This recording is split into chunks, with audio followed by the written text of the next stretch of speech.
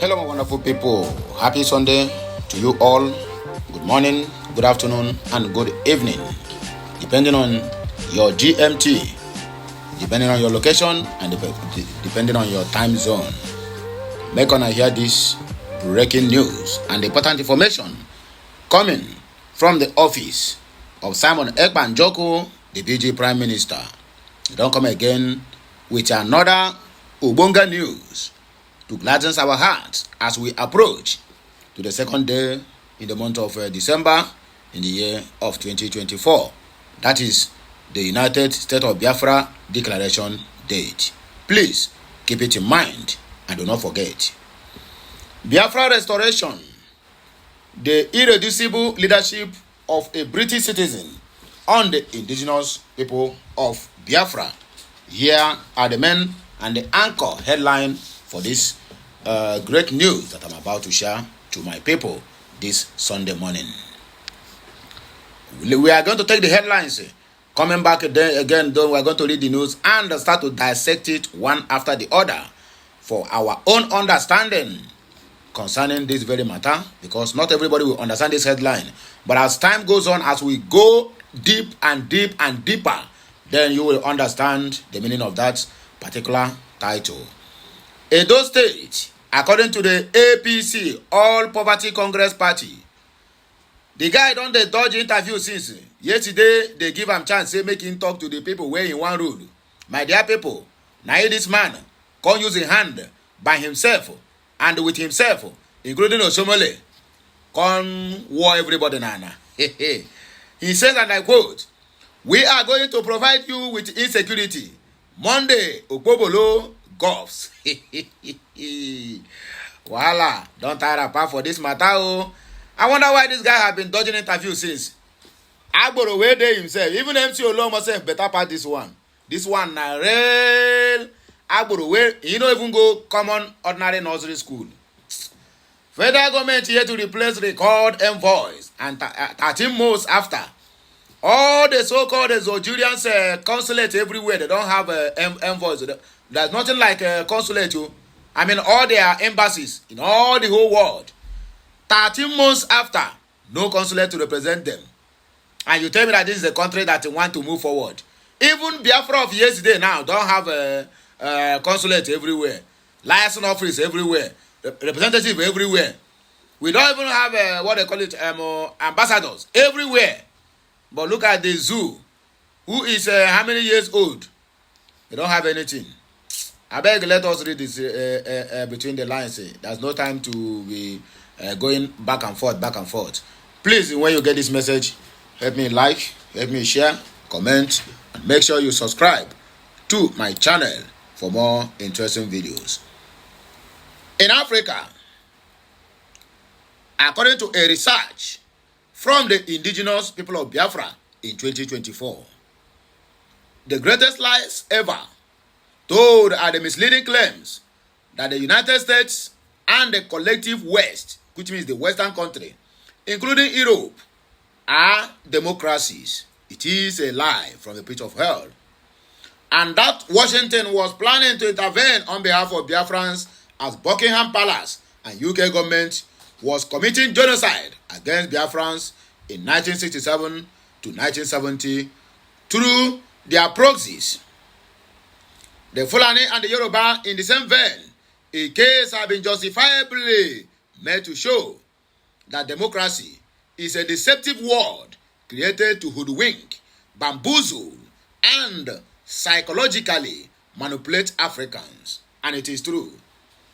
There is a verifiable pattern that strongly supports this belief system and can be found in the expositions done by the leader of the indigenous people of Biafra, Mazi Nnamdi Ukwu Kanu. We are moving forward. Generally, the generally held motion that the United States of America is a country founded on equal justice is a misleading narrative fed to Africans, especially Nigerians, by an oppressive country using a consistent media brainwash for those that are in the business of cheerleading for the US and the collective West. Your ignorantly held position is a justifiable proof that indeed Africans lack mental acuity and cognitive capability to discern manipulation, a tough love statement that is a signature retort of Mazi Nnamdi Kanu intended to help usher a rethink to the African continent and nations. By the time you have a rethink, the first introspective question to ask as a person with a cognitive capability will be, is the United States truly a democracy? No free thinker should allow a sheepish subservience of any cult, whether religious or social, politeconomic, to diminish their goatishness and interrogative ability to help answer the above questions. There is an important information that needs to be uncensored or not to be suppressed. There is only one country that has a foreign policy document which clearly states that Africa exists only to serve as a source of mineral resources, and that the infrastructural development of any African country is a national security risk. Once you are able to decode the above information, then you know the truth and your salvation is nigh. The above understanding will help you to resolve many internal conflict and confusion by stealing your your navigation through a difficult topic. It is important in connecting the dot of a self-determination. Surely, a democratic country will not have any dealing with a drug peddler, a certificate forger, a pedophile, or a kidnapping regime. The United States and her alliance, including the United Kingdom and the so-called democracy, are working assiduously to exterminate a British citizens of color forsaking self-determination through a referendum. A democratic principle, bear in mind that referendum is actively used by the West to settle political disagreements. So what is the crime here? That Nnamdi Kanu is a British citizen of color. It comes with a question mark. Please let me know what you think concerning this question at the comment section.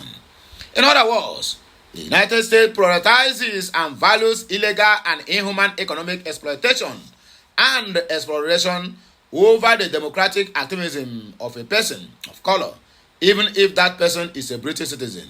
After all, Britain is only a tributary of the U.S. economic empire. Having come to this realization and conclusion, it begins to make sense why the occupier and the territorial grabber is seeking to destroy Mazi Nnamdi Kanu the way they destroyed other genuine African visionaries.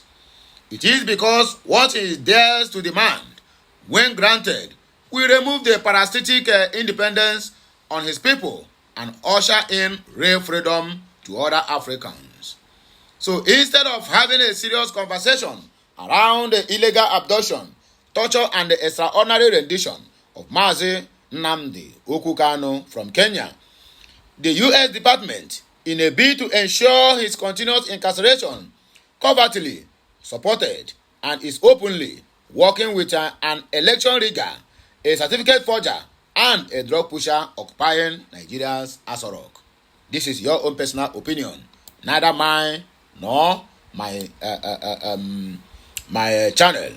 Also, the U.S. has continued to deploy her huge economic and intelligence assets by recruiting agent provocateurs, including Mazi Nnamdi Kanu's siblings, to penetrate IPOB leadership so as to destroy it from within. Once IPOB leadership is dismantled, Mazi Nnamdi Kanu becomes expandable.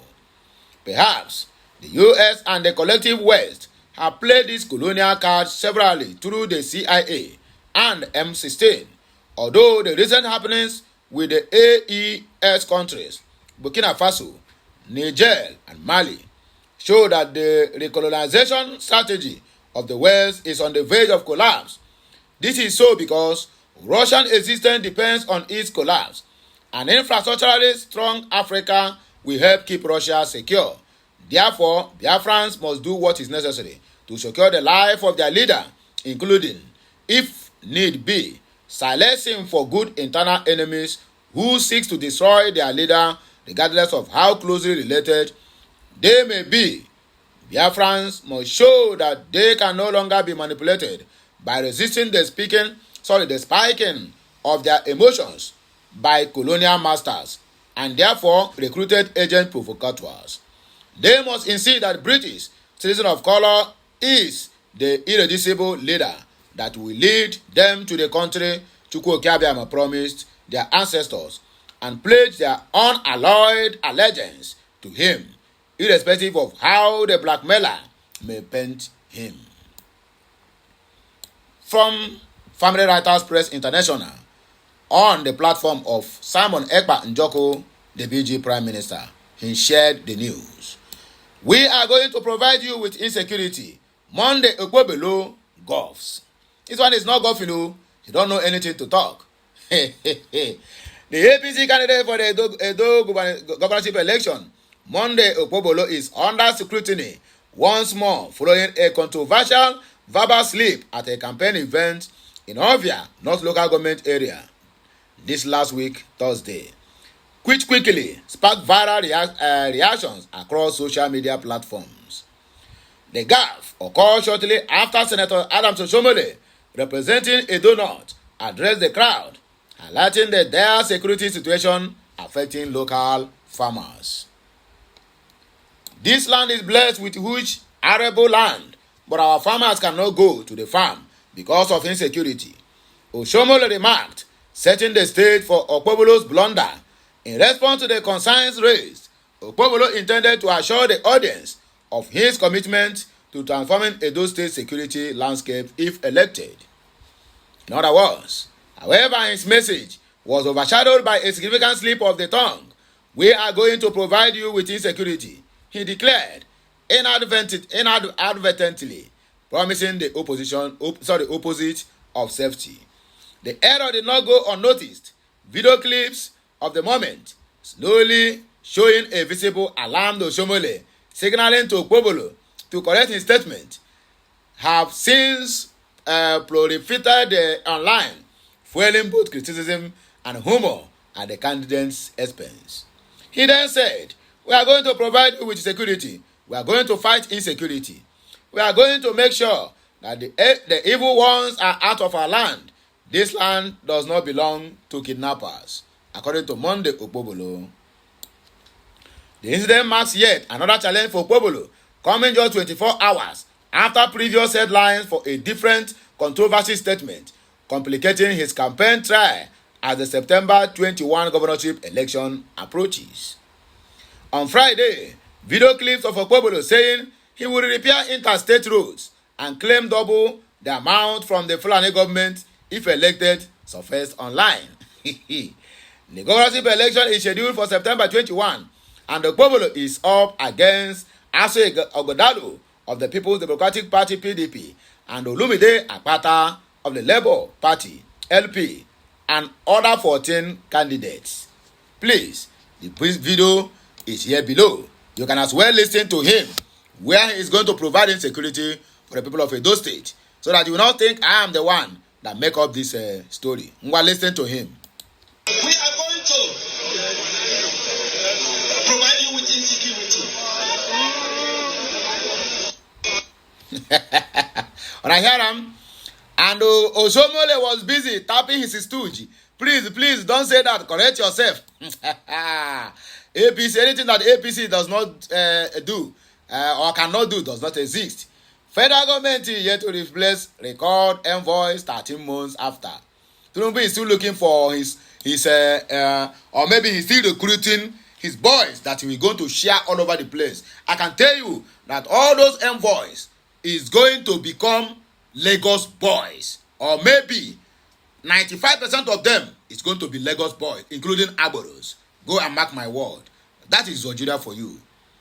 13 months after Bola Ahmed Tinubu's sweeping recall of 83 ambassadors, Nigeria continues to face significant diplomatic void with no formal representatives in 109 missions worldwide.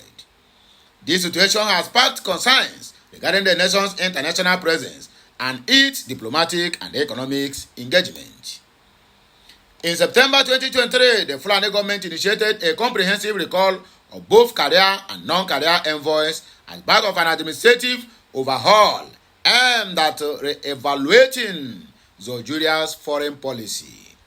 The ambassadors were instructed to return to Nigeria by October 31st of 2023. However, despite the decisive nature of this recall, the subsequent steps to appoint new ambassadors have stalled, leaving a glaring gap in the Nigeria's diplomatic framework. While the president, or whatever they call him, did approve the appointment of 12 consuls general and 5 charges d'affaires to represent Nigeria in 14 countries this April, the broader issue of unstaffed missions remains unresolved. He is still recruiting boys to fill that gap, so you don't have anything to worry about. The Ministry of Foreign Affairs cites funding shortfalls as the primary obstacle. Ambassador H. Abu Ode, spokesperson for the ministry, highlighted the financial challenges in a statement this June, noting the deployment of ambassadors is contingent upon the allocations provided in a supplementary budget. For now, there is no clear way forward without the necessary funds. However, a top official within the ministry who spoke anonymously on Saturday with Punch expressed frustrations over the continued delay. There is silence on the matter. Nobody knows what is going on, the source said. A retired Nigerian ambassador to Mexico, Ogbole Amedu Ode, echoed these concerns, emphasizing that high-level diplomatic engagement operates in a hierarchical order. The main consequences of our missions not being headed and run by principal envoys is that where diplomatic interfares are at the highest level, Nigeria may be found wanting, precisely because diplomatic engagements are undertaken in a strictly hierarchical order, he warned. While charge affairs can temporarily assume duties, Amedu Ode stressed that they do not have the same authority or influence as full-fledged ambassadors. So my people, now here we go take back break. Please let me know what you think at the comment section. Like, share, comment, and make sure you keep subscribing to my channel for more interesting videos coming your way. My name is Siriman Amandian Eze. Happy Sunday once again to you all. Kemesiano.